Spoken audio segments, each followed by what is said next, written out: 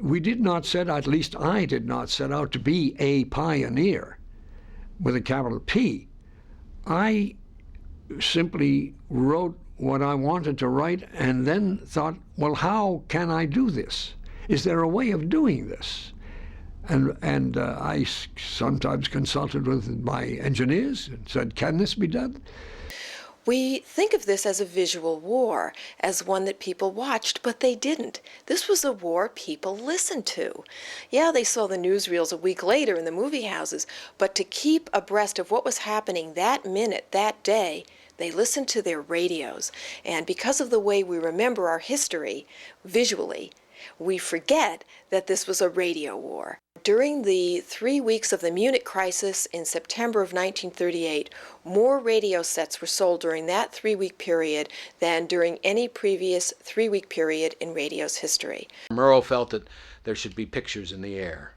And he wanted everyone to focus on the small picture. You know, it's don't tell me that the Nazi armies are sweeping across Europe. Tell me that the policeman who normally stands on the corner I pass by every day on my way to the office is no longer there because people are leaving Paris. When the Battle of the Bulge started, cable and wireless couldn't move that quickly, and I used the Jig Easy Sugar Queen, which was on a truck and was rather mobile. But the agony of not getting through, I mean, if you didn't get through live, you didn't get through. Half the time or more. Keep in mind that there were only 16 major league teams, and you had one voice per team. The person who became the very embodiment of that ball club, a Mal Allen with the Yankees, a Red Barber with the Brooklyn Dodgers, Harry Carey first with the St. Louis Cardinals and then with the Chicago Cubs, Ernie Harwell for many years with the Detroit Tigers. These became extended members of the family. These were folks that you felt that you knew so well that you could have invited to Thanksgiving dinner, and you would have known them and had a conversation with them as intimately perhaps as you would your Aunt Ethel or Uncle Fred. Now along comes a guy named Todd Storrs, who was legendary in the business, and Todd Storrs did his own kind of ethnography of how people listen to jukeboxes. As the story goes, and this is what he told me, he was on shore leave when he was in the Navy, and he saw people coming in and play records on the jukebox. He noticed the people playing the same records over and over again. And this was supposedly his eureka moment when he said, if that's how people want to listen to the jukeboxes, why don't we have a format like that with tight rotation, with playing the number one song very frequently every hour, with playing the top 10 songs not quite as frequently, but still frequently, and confining it only to the top 40 and having a tight rotations of people's favorite songs. On Tuesday nights, Cousin Brucey counted down the top songs of the week. The brand new survey on WABC came out on Tuesday nights, and there was no way that anybody was going to sleep without finding out what was number one this week.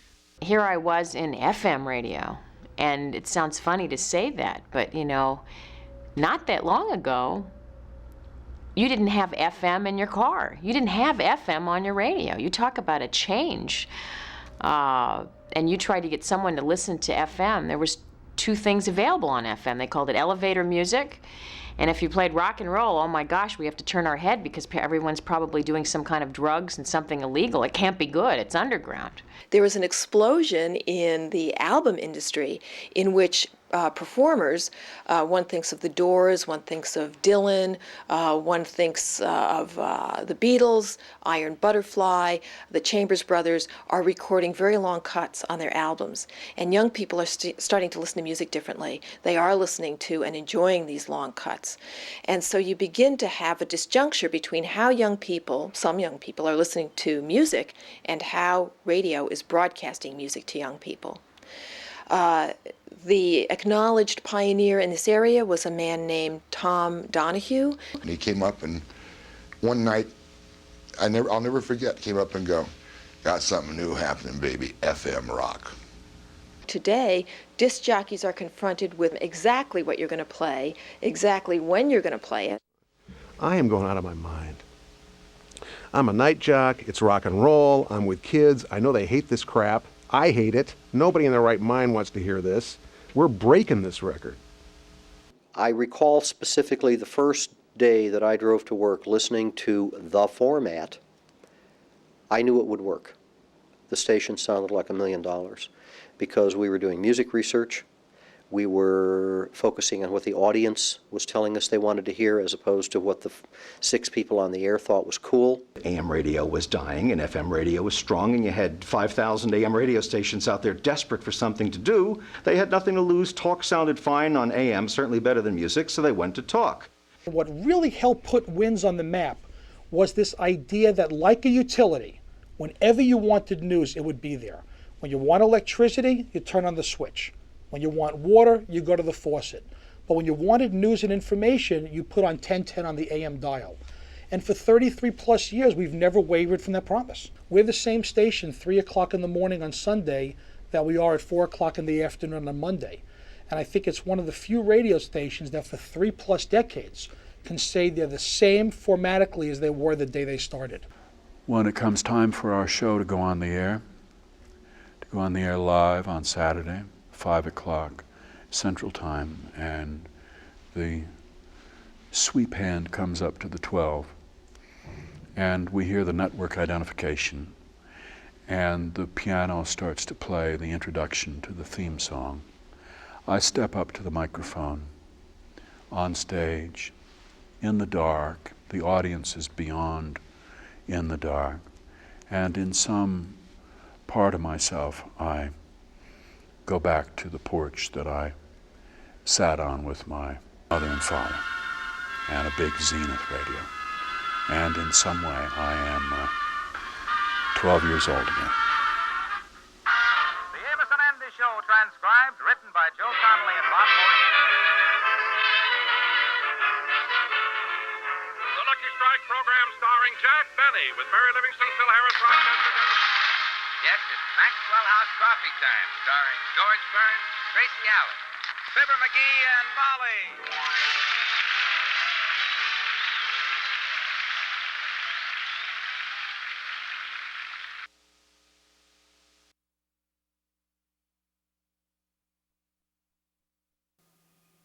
Imagine a ship far at sea in the Atlantic and only one man aboard in touch with the outside world, the radio operator.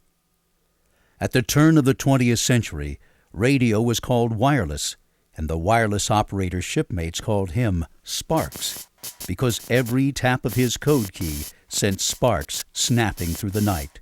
Short sparks, long sparks, the dots and dashes of Morse code flying across the ocean. And now it's Christmas Eve, 1906. Over the seas come weather reports, sea conditions, and messages from home. For the Sparks, deciphering code is second nature. He has heard endless hours of dots and dashes. That's all he's ever heard, until that Christmas Eve, 1906, when that Sparks and many others, to their surprise, heard music. A Christmas Carol on Christmas Eve. The violin of Reginald Fessenden from his transmitting station in Massachusetts, for whomever cared to tune it in. Was this the first broadcast? Coded messages had been traveling along wires since the invention of the telegraph. But signals flying through the air without wires? Those thoughts resided only in the minds of a few scholars, tinkerers, and dreamers, who as early as the 1870s were stringing together coils of wire with batteries, switches, and other strange-looking devices, convinced that signals could be sent over long distances by electromagnetic waves. Then in 1910, Lee DeForest caused quite a stir when he transmitted the voice of opera star Enrico Caruso right from the stage of the Metropolitan Opera House in New York. That was in January 1910, from the roof of the Metropolitan Opera House. The microphones were located in the footlights on the stage. I was up in the attic on the roof with a small antenna, and the broadcast spread for a distance of 35 miles. The Met called the experiment a failure. DeForest's transmission faded in and out. But among those who heard it, or heard about it, a few more began to understand DeForest's dream. sending rich entertainment into music lovers' homes through the air. As early as 1909, Charles Herald had been transmitting weekly programs from San Jose, California. But it was in 1920 that radio broadcasting began to take hold. At the Detroit News, they dragged a phonograph up to a microphone at their new station, and people began dancing to the melodies of 8MK, the very beginnings of what became WWJ. 8XK became commercial station KDKA, the first in the nation. They launched their programming with coverage of returns in the Harding-Cox election on November 2, 1920. It sounded like this. This is KDKA of the Westinghouse Electric and Manufacturing Company in East Pittsburgh, Pennsylvania. We shall now broadcast the election returns. We'd appreciate it if anyone hearing this broadcast would communicate with us, as we are very anxious to know how far the broadcast is reaching and how it is being received. KDKA stuck to it, and other stations sprung up in city after city. By the end of 1921, 29 stations were on the air, and no sooner had they wired together their transmitters than they were putting their microphones in front of anything they hoped would make a noise. That same year, stations were broadcasting from where the important events of the day were taking place. David Sarnoff set up a special transmitter to broadcast the Dempsey-Carpentier heavyweight fight. KDKA took a microphone to Forbes Field and aired a Pirates game in the dog days of summer. August 5th, 1921. And when you think of it, think of how novel and how unprecedented and what a pioneer and trailblazer radio was. There was nothing like it. The wireless, nobody knew what it was. When people were broadcasting, they didn't know if anyone was listening. By the time 1922 came to a close, Americans were picking up through their headsets almost 700 stations, where folks were trying this and that, figuring out how to do this new thing called radio. They fitted microphones with lampshades, thinking the entertainers might feel more at ease speaking into what appeared to be a lamp. Performers often wore tuxedos after 6 in the evening, because, after all, they were guests in listeners' homes at the dinner hour. But when the elusive signals could be captured, they would be especially welcome in the homes of rural Americans who lived where the nearest neighbor might be miles away. It's difficult for those of us who grew up accepting radio as an everyday part of life to really appreciate what it must have meant for a rural Nebraska farm family to indeed receive their first radio, so that each night they could tune in far-flung stations. They could tie in with the rest of the world. While listeners were struggling to pull in those tinny voices from far away, station operators were straining to fill the hours of their broadcast day, rounding up anyone in town who was willing to sing or play a tune in front of a microphone or build the bodies of those at home, or most anyone who thought they had something to say, as long as they would do it for free.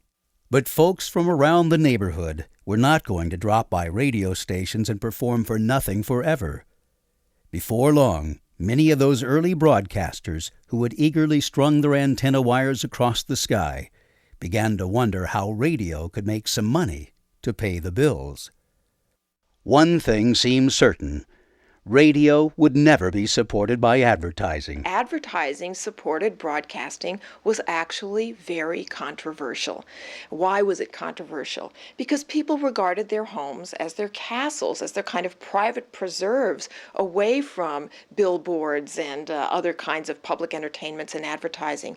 So here was a device that had the potential to bring sales pitches right into your home.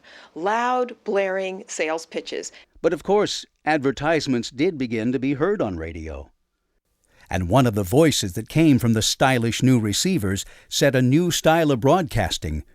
Graham McNamee from a ballpark press box. It wasn't just that the hardware of radio had to be invented. the software of radio had to be invented too. How are you going to talk over the radio? And what Graham McNamee did, who was probably the first and by many people's accounts the greatest sportscaster ever on radio, Graham McNamee invented the play-by-play and the blow-by-blow. And so Graham McNamee, who actually knew very little about baseball, didn't particularly like the game, became, ironically enough, the first great radio voice. He did the World Series in 1923 along with a fellow by the name of Grantland Rice, Granny, the grand cursor of the press box, one of the eminent sports writers of his time. Actually, Grantland Rice was to do play-by-play, but he was so out of his element, and rightly understood that at some point he simply said off air, "I can't do this. I'm not going to try," and he gave the baton, the microphone, to a Graham McNamee. McNamee took it and became the very embodiment of the World Series for the next decade, broadcasting the series through 1934-35. And in doing so, he brought enormous amount of repertorial detail to radio announcing. He brought a great deal of immediacy and emotion to radio broadcasting, and a great deal of intimacy. How do you do, ladies and gentlemen? This is Graham McNamee speaking from Navin Field in Detroit, Michigan. We're here this afternoon to witness the opening of the great annual baseball classic, the World Series. And that style of conveying exactly what you're seeing at that moment to a listener who can't see what you're seeing and whom you can't see affected radio news reporting in particular, and affected a whole host of other kinds of announcing. He simply didn't do baseball. He did political conventions, he did election nights, he did boxing, he did football games. But because baseball was without question the major sport and the World Series was its Everest event, he became embodied and identified with the World Series. On September 9th, 1926, they announced the formation of the National Broadcasting Company. NBC went on the air in spectacular fashion with a 4-hour broadcast from the Waldorf Astoria Hotel in New York on the night of November 15th, 1926. The program dialed in distant places so listeners could dance to the big bands of Ben Burney and Vincent Lopez. Will Rogers was heard from Kansas City. A reported 5 million Americans stayed at home in their own living rooms, tuned in to a big night of big bands and big stars. And they heard it all for free. That caught the ear of those who watched over the future of the entertainment industry. While NBC was getting started, in Philadelphia, a young man working at his father's cigar company tried radio advertising to market their La Paulina cigars. His father thought that the company money had been squandered on the new fad, radio, until more and more Philadelphia gentlemen started lighting up their La Paulinas. The young man who had seen the potential of radio convinced his father to invest in a struggling network called the Columbia Broadcasting System. And in September 1928, William S. Paley became president of CBS. He was 27 years old. As early as 1926, Chicago listeners had been listening to two white men doing black dialect as characters called Sam and Henry. In 1929, the team, Freeman Gosden and Charles Correll, moved to NBC. And they brought along with them the characters they had renamed along the way, Amos and Andy. When Amos and Andy was on, which was from 7 to 7:15 every night, taxis went unhailed, movie theaters had to pipe the show into the movie houses so people wouldn't leave. This was a show that people who were alive then will tell you they could hear if they were walking down the street at night of a summer's evening and all the windows were open and you just walked from block to block, you could listen to the entire show of Amos and Andy because everybody was listening to it. Let me see here now. Is you the lessee or the lessor? Oh, I know what you is. You the lessee. How you figure? Well, I pull the contract out of my pocket. You say lessee, so that make you the lessee, don't it? For many Americans who heard NBC's first broadcast of Amos and Andy, those were heady times. America was on the move. There were more than 20 million cars on the roads, and as many telephones in the homes. The Ford Motor Company had raised workers' wages from $6 to $7 a day. That year, Americans would spend almost $500 million on radios. And Wall Street was the road to riches. Every Tom, Dick, and Harry was buying stocks on margin with money they didn't have. That first network broadcast of Amos and Andy was on August 19, 1929. 66 days later, the bottom fell out. The stock market came tumbling down, signaling the beginning of a depression that would last for more than a decade, destroying rich men's fortunes and poor men's dreams. America had not seen it coming. The 20s had been so hot, so high, and now, out from underneath, came the 30s. 4 million unemployed in 1930, 8 million in 1931. The average worker is now making $17 a week, and lucky to have it. By 1932, 34 million are surviving on no income at all. A generation of Americans loses confidence in itself. And this is when radio comes of age in America. The network's programs found their way into homes where families gathered around the radio to hear a nation trying to sing and talk its way out of its despair. You know, it's become commonplace to say that radio united America. Well, radio did unite America, and it did so for a particular reason. Network radio really comes into its own during the Great Depression. People are afraid, they're out of work, and there is enormous class strife. In 1934 alone, when a whole host of new radio shows debut on the air, there were something like 1,800 strikes in the United States, many of them bloody and violent. So there is real class conflict, there is real division in this country, and radio plays an important role in mitigating those divisions in a variety of ways. It provides national programming, some of which kind of metaphorically deals with these tensions.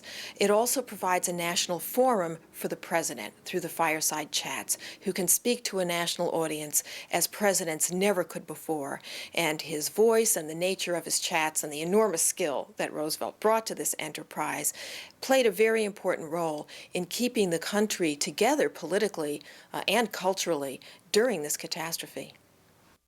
Just as radio advertisers found an audience in the middle of the day by directing programs at women, they found that when school was out, they could bring to the radio the children who could influence what their parents bought. Boys and girls came in from sandlots and farm fields to be by their radios by 4:30 or 5 to live the adventures of Captain Midnight, Orphan Annie, and Jack Armstrong, the All-American Boy. The afternoon's episodes ended with cliffhangers, heroes and heroines swinging perilously across yawning chasms or seconds from death in careening cars. Hey, you were swinging on that rope with them. You were going over the cliff in that car, with the character. I mean, it was in your best interest of survival to tune in tomorrow and find out how you made it out. And I think that's perhaps maybe the difference between radio and television, because, we have our cliffhanger episodes on TV and all the rest of that. But you're not one of the players. You're not one of the actors. You're not there. You're watching it. It's happening for you. They do a great job of it, but they don't suck you inside.